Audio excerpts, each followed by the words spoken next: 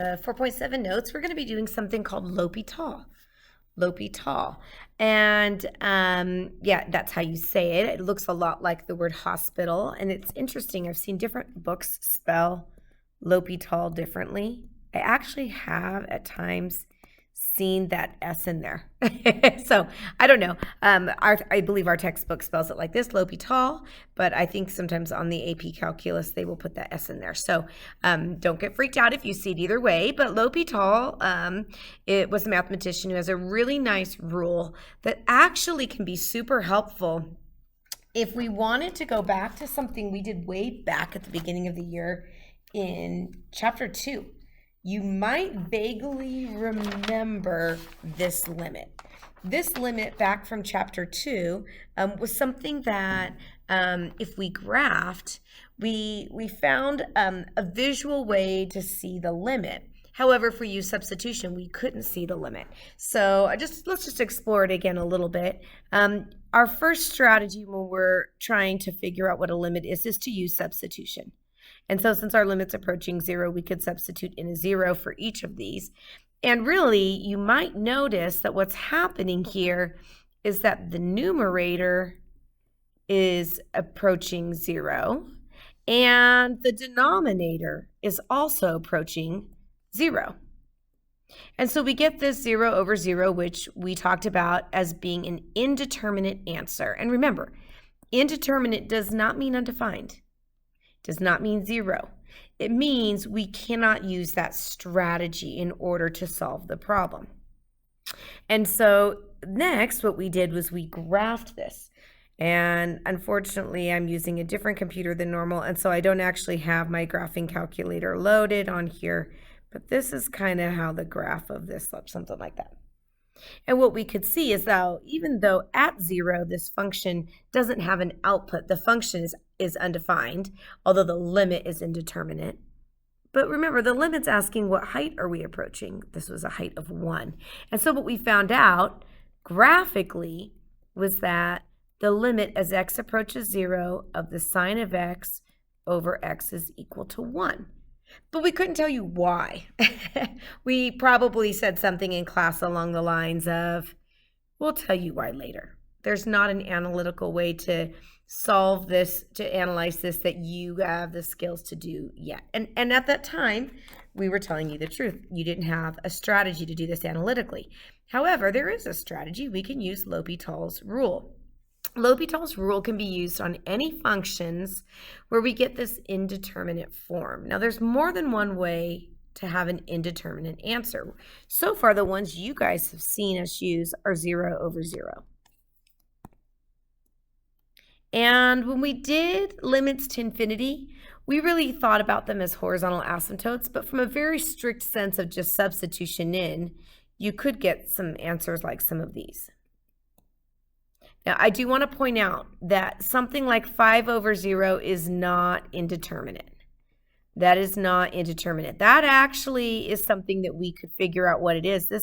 Something like this, 5 over 0, means you have a vertical asymptote, and you're either going to positive or negative infinity. And that's not the same as 0 over 0. But if you get something like any of these indeterminate forms, then L'Hôpital's rule could be used to help us evaluate the limit. But there is something that is absolutely true. Both functions must be differentiable on the open interval, except for maybe not right at the value that you're evaluating it at. For example, if we kind of go back to this one, this function is differentiable everywhere, except for not right here. Not sure. Oh, there we go. Are my markers working? We have this discontinuity, and if it's discontinuous, it's not differentiable. So at the actual value of 0 that we were evaluating it at, that was our C value, it's okay for there to be maybe a discontinuity or a place where the function is not differentiable right there. But everywhere else on an open interval needs to be differentiable. Here's what L'Hôpital's rule says. And then we need to talk about what L'Hôpital's rule does not say.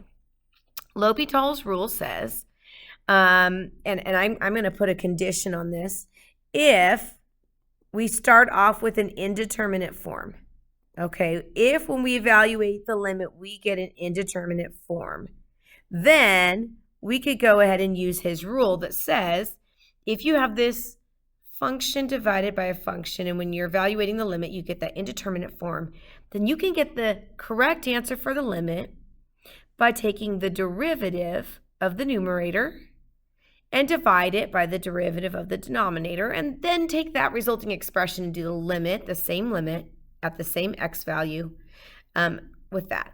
Now, really important we understand that this is not the quotient rule.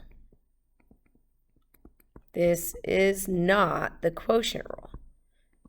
You are not doing the derivative of the denominator times the numerator minus, or the denominator times the derivative of the numerator minus the numerator times the derivative of the denominator over the denominator squared. Low d high minus high d low over low, low. We're not doing that. This is not the quotient rule. You are separately going to take the derivative of the numerator. You are separately going to take the derivative of the denominator, and then you'll find the limit of that resulting fraction. Couple things that must be true. This first one's a little obscure, and it doesn't really come into play a ton, but it's nonetheless true.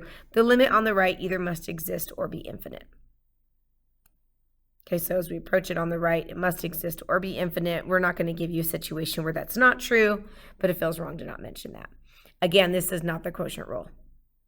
You're finding the limit of the numerator and the denominator separately. There are times where you would use L'Hopital's rule and you get another indeterminate answer. Well, then you could use it again and again and again and again and again until you reduce this down to get something that gives you an actual finite answer. This rule can be used for limits approaching infinity too. I tend to not, though. I tend to not use it for limits that approach infinity. I would rather think about rates of growth and horizontal asymptotes, but I will show you how that works. And then just as a reminder, the limit of 1 divided by some very large number, that's going to approach 0. So let's go back to the one we were examining earlier. When we are using L'Hopital's rule, it's usually pretty easy to identify because you can kind of pre-plan a little bit and tell you're going to get this 0 on the top and a 0 on the bottom. Now, there is a specific way the College Board wants you to write this. Here's what they don't write. Don't do this. People will write this. And I know what you're saying. You're saying that when you plug it in, you get a 0 over 0. But as soon as you use that equal sign, you're saying that that's the answer. And really, remember, an indeterminate form is not the actual answer. It means our strategy didn't work and we need to change our strategy. And so we don't ever want to write that equal sign there. Not only that, and so arrows are useful, but really what College Board prefers is if you can anticipate that this is going to be L'Hopital's rule, you're going to get a 0 over 0. You should write out the limit of the numerator with substitution separately from the limit of the denominator.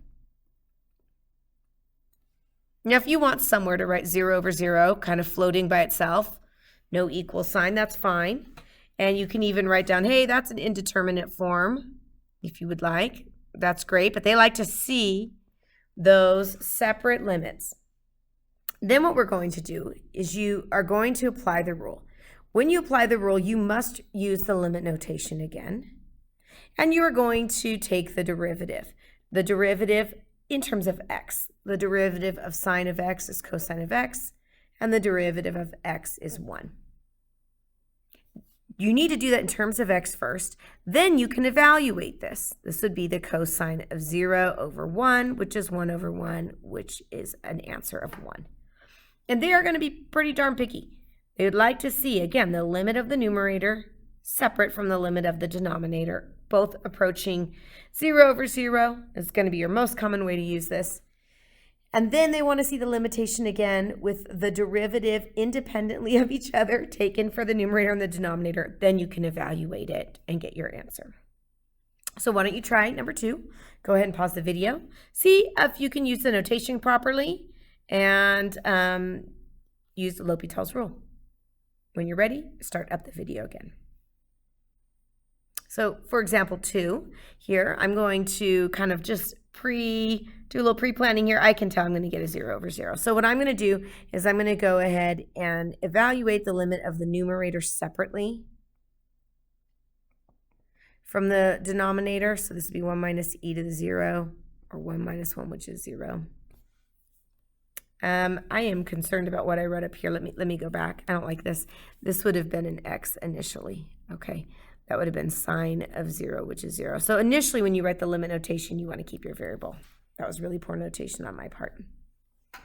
All right, here, I will now do the limit of the denominator, and that's also 0. You can see that's going to be a 0 over 0, which is an indeterminate form. I'd like you to notice I am not using an equal sign. Now I'm going to use L'Hopital's rule. And so by L'Hopital's rule, I still need to use the limit notation, and I'm going to take the derivative in terms of x. The derivative of 1 is 0. The derivative of negative e to the x is negative e to the x. And the derivative of x is 1. Now I'm going to evaluate this, and I get negative 1 over 1 for my answer. Basically, what this does is this allows us to determine which numerator or denominator is increasing at a faster rate. And so this can also be